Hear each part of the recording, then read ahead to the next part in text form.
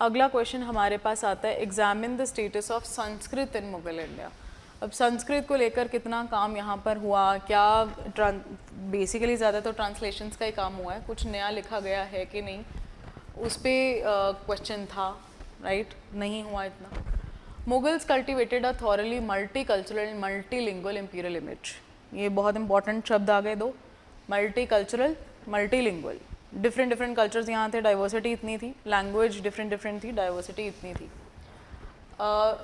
And that involve repeated attention to Sanskrit text. तो बहुत ज़्यादा इसके ऊपर फोकस किया गया।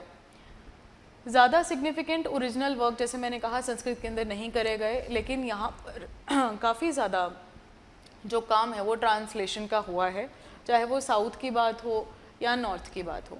ठीक है, ज़्यादातर काम साउथ और ईस्ट इंडिया के अंदर हुए हैं under the patronage of the local rulers.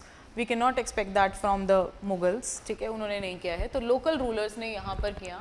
And there were very few Brahmins who were actually employed for it in the translation department of the emperors. Okay, Jain और ब्राह्मण संस्कृत इंटेलेक्चुअल्स जो हैं वो अकबर की कोर्ट में आते थे, जिन्होंने यहाँ पर जहांगीर शाहजहाँ के टाइम पर भी कंटिन्यू किया, और इन लोगों को इनविटेशन आता था रॉयल कोर्ट से, and that is how they were earlier in regions, regional patrons, and now centre के ऊपर उनको पेट्रोनाइज किया जा रहा था। संस्कृत के ऑथर्स ने काफ़ी यहाँ पर काम किया, like we said, they acted as intellectual informants, astrologers, religious guides, ये सब यहाँ ट्रांसलेटर्स, तो ये सारा काम होता है। मुगल्स ने संस्कृत इंटेलेक्चुअल्स को इसलिए भी उनकी तरफ ध्यान जाता है बिकॉज बहुत सारा इंफॉर्मेशन जो था इसके अंदर स्टोर्ड था, बहुत सारे ऐसे इंडियन प्रैक्टिसेस जो वो जानना चाहते थे, आइडियाज़, वो इम्पीरियल एजेंडा के अंदर कहीं ना कहीं उनको मदद कर सकते थे। इस वजह से भी उन्होंने ये काम किया है, including the notion that Akbar was an incarnation of Hindu God Vishnu. तो somehow such things were also created which were like quite vague, just in order to, you know, have a political strength to the emperor. Badauni unhappily attests that Brahmins introduced Sanskrit works that predicted Akbar's rise to powers as Vishnu's avatar. So you see to what level, to what extent you can actually manipulate the texts and how you can actually portray an emperor, what kind of nexus this was. So Sanskrit was, you know, promoted for this very purpose, okay, where it will, you know, boost the political stability. Now Sanskrit during Akbar की बात अगर करें तो दो लोग हैं, ही patronise Bhanuchandra and सिद्धचंद्र, जिन्होंने commentary लिखी यहाँ पर। देन पहले भी हम लोग ये चीज़ पढ़ रहे थे। यहाँ पर भानुचंद्र जो हैं Tapagaccha ascetic whom Hira Vijay sent to the Mughal court and in Lahore. तो अकबर को इन्होंने सिखाया कि संस्कृत टेक्स्ट कैसे सूर्य सहस्रनामा, ये जो एक टेक्स्ट था, इसको कैसे पढ़ा जाना चाहिए वो सिखाया। सिद्धचंद्र, भानुचंद्र संस्कृत बायोग्राफर थे जो उनकी कहानी उन्होंने लिखी। Later in his work Siddhachandra portrays Akbar as devoted to honouring the sun. तो सन के डिवोटी दिखाए गए हैं। ये अबुल फजल भी लिखते हैं that he used to worship सन।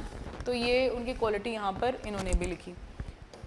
फिर उसके बाद Bihari Krishnadas wrote Pariprakash, in which he gave Sanskrit equivalents of large number of Persian terms. मतलब it was kind of a dictionary you can say, ठीक है। परिप्रकाश, ज़्यादातर ऐसे जो वर्ड होते हैं ना प्रकाश टाइप्स, वो जनरली डिक्शनरीज होती हैं। प्रकाश डाला लैंग्वेज के ऊपर। Another outstanding work produced during this time was Ram Vinod by Ramchandra. फिर मेजरली जो काम है ट्रांसलेशन के यहाँ पर हुए हैं, जिसके अंदर रामायण महाभारत का ट्रांसलेशन होता है, नल दमयंती का ट्रांसलेशन होता है, ठीक है, फैजी करते हैं, और कुछ technical work like Bhaskar Lilavati, Panchatantra जो कि पॉलिटिक्स के ऊपर बुक थी, दैन सिमो सनद वत्रिन शतिका, इसका भी हुआ। तो आप मेजरली भास्कर लीलावती याद रख लेना। दीज ट्रांसलेशंस टीम एफर्ट्स हुआ करते थे, so a cadre of Brahmins was invited and then they used to perform this, ठीक है, एक ब्राह्मण नहीं है। So many times nobody involved in the translations knew both Sanskrit and Persian, so rather the Brahmins read the Sanskrit text and verbally translated it into Hindi की। इसका मतलब क्या है? लिखना तो नहीं आता था, तो लिखने वालों ने लिखा और ट्रांसलेटर्स ने बताया। इन हिज बायलिंगुअल ग्रामर, तो वो हिंदी पहले संस्कृत से हिंदी बताएंगे, फिर हिंदी से पर्शियन में होगा। In his bilingual grammar from the late 16th century Krishnadasa praises Akbar as Vishnu embodied. तो ये फिर से ऐसा काम कर रहे थे।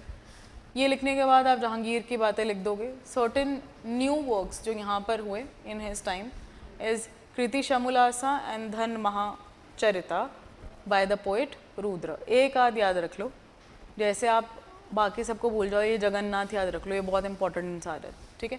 Jagannath the prominent Sanskrit scholar also was present during his time. Patronage थी और इसको टाइटल मिला हुआ था पंडित राज का, ये कह सकते हो आप, ठीक है, बाकी सब याद रखने के बजाय। यहाँ पर भी जगन्नाथ पंडित राजा जो है वो कंटिन्यू करते हैं, और एक ये आते हैं कविंदराचार्य सरस्वती, इनका नाम आता है यहाँ पर। तो again Sanskrit scholar, prominent works यहाँ पर होते हैं जिसके अंदर ये नाम लिखे गए हैं। एक दो याद रख लेना, नॉट नेसेसरी इंटायरली। जैसे वेदांग राजास परिप्रकाश आप याद रख सकते हो। Okay, now Sanskrit during Aurangzeb. Aurangzeb next ruler was Orthodox, तो इसलिए कोई ज़्यादा यहाँ पर संस्कृत को लेकर एक एफिनिटी नहीं थी। He stopped extending patronage to Sanskrit scholars, और इसीलिए संस्कृत लर्निंग कंटिन्यू नहीं उस लेवल पे नहीं कर पाती है, but otherwise it was continuing in the regional areas, ठीक है। और some of the outstanding works compiled during his time are Raghunath Muhurtamala and Chaturbhuja's Rasakalpadruma. तो ये कुछ थे जिनको हुआ। आप रघुनाथ मूरतमाला याद रख सकते हो। कहने का मतलब एक एक बुक याद रख लेना, नॉन नेसेसरी, एंटायरली ज़रूरत नहीं है,